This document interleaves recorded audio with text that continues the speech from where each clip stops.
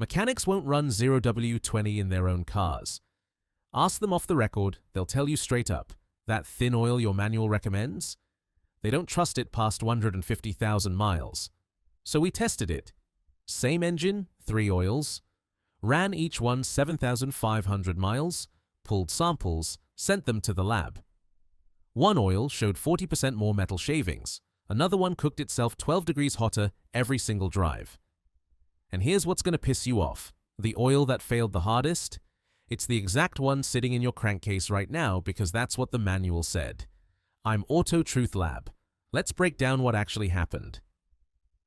Why this test matters and how we did it.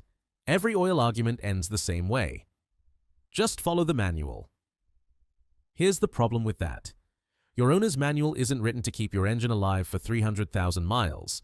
It's written to pass EPA fuel economy tests, hit emissions targets, satisfy CAFE standards that change every election cycle.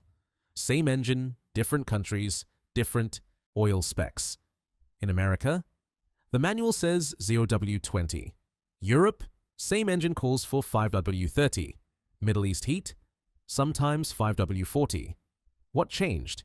Not the engine, the regulations. So we stopped arguing and tested it ourselves.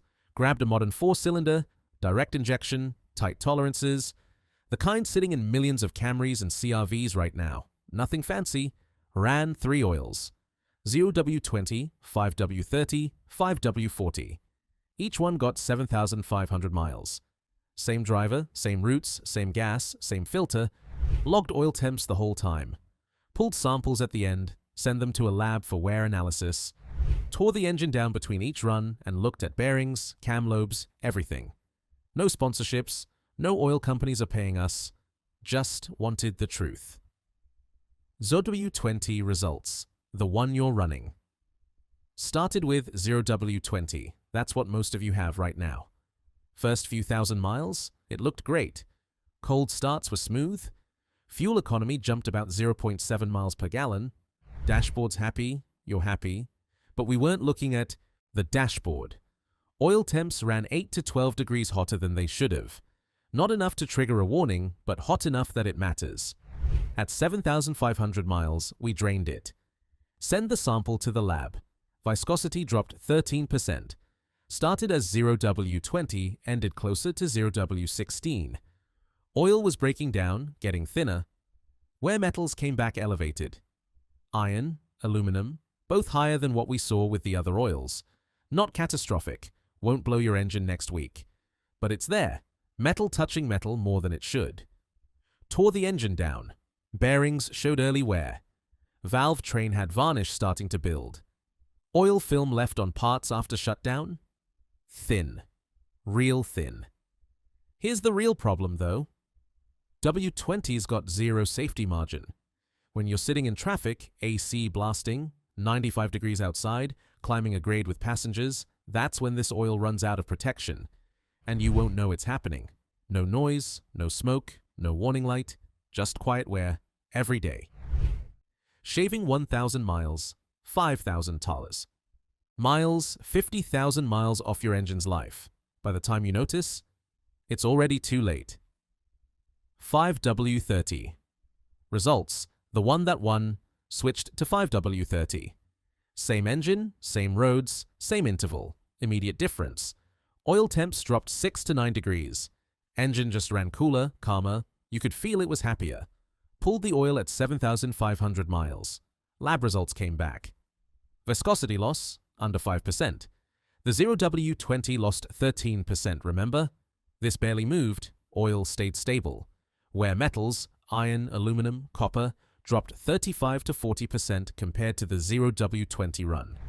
That's not a small difference, that's massive. Tore it down again. Bearings looked clean. Cam lobes still had thick oil sitting on them. Varnish? Almost none. Oil stayed cleaner way longer. Now here's what shocked us. Fuel economy only dropped 0.3 miles per gallon compared to 0W20. You're losing maybe $2 a month in gas. That's it. But mechanically, you just added 150,000 miles to your engine's life. We called up techs after this, guys who've been building engines for 20, 30 years. Ask them what they run in their own cars. Every single one said 5W30. One master tech put it perfectly. I don't chase thin oil to save $1, I chase stability. The 5W30 wasn't built to win EPA tests, wasn't built to make marketing claims, it was built to protect metal. Mile after mile, year after year, that's exactly what it did. 5W40 results. The heavyweight. Now we get to 5W40, the thickest oil in the test, the one everyone assumes is maximum protection. On paper, it looked unbeatable. Oil temps dropped another 3 to 5 degrees compared to even the 5W30. The engine ran the coolest it had ever tested. Viscosity loss after 7,500 miles, under 2%. This oil barely broke down at all. Wear metals was stupid low. Iron, copper, all of it. When we pushed the engine hard, highway pulls, high RPMs, steep grades, 5W40 was rock solid. No question. If you're towing, tracking your car, beating on it daily, this is your oil, hands down. But here's where it flipped. We started paying attention to cold starts. Oil circulation was slower. Takes longer to get moving when it's thick. Short trips, 10-minute commutes across town. The extra thickness didn't add protection. It added drag. Fuel dilution stayed in the oil longer. Pumping resistance went up. One tech broke it down perfect. 5W40 is outstanding when an engine's working hard, but if your daily drive is 15 minutes to the office and back, you're never accessing its strengths, you're just making the engine work harder for no reason. 5W40 is a specialist. It dominates under load and heat. But for normal daily driving, grocery runs, commutes, school pickups, it's overkill. You're paying for protection you're never actually using. The winner and what manufacturers won't tell you. Alright, here's the conclusion. If this was a track test, 5W40 wins. If this was strictly about fuel economy, 0W20 wins. But for real drivers, real traffic, real conditions, stop and go, summer. Heat, highway commutes, mixed driving, 5W30 crushed it. Best balance. Best wear protection for everyday use. Ran cool, stayed stable, kept metal clean. Not the thinnest, not the thickest. The most balanced. Now here's what's going to make you mad.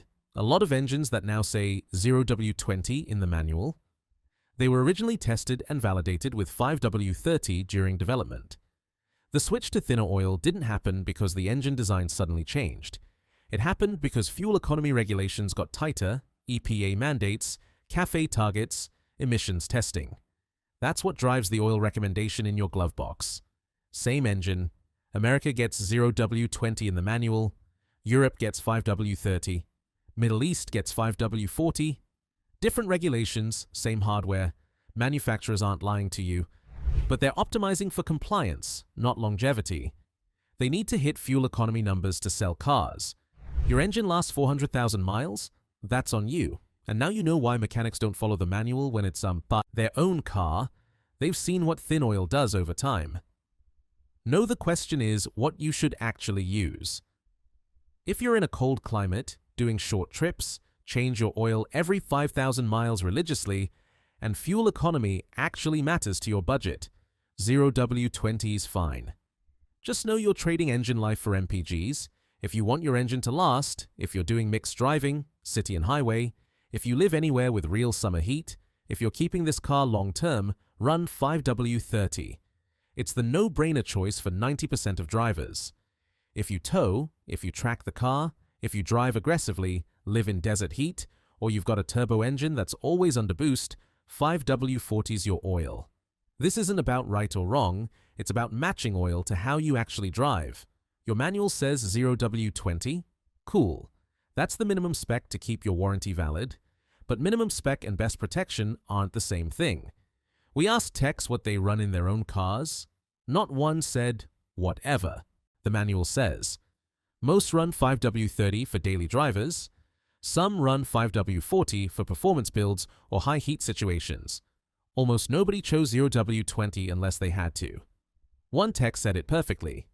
Fuel economy numbers sell cars. Engine longevity sells repairs. I know which one I want. Your call. 3 oils tested. One clear winner for most drivers. Question is, what are you running right now and why?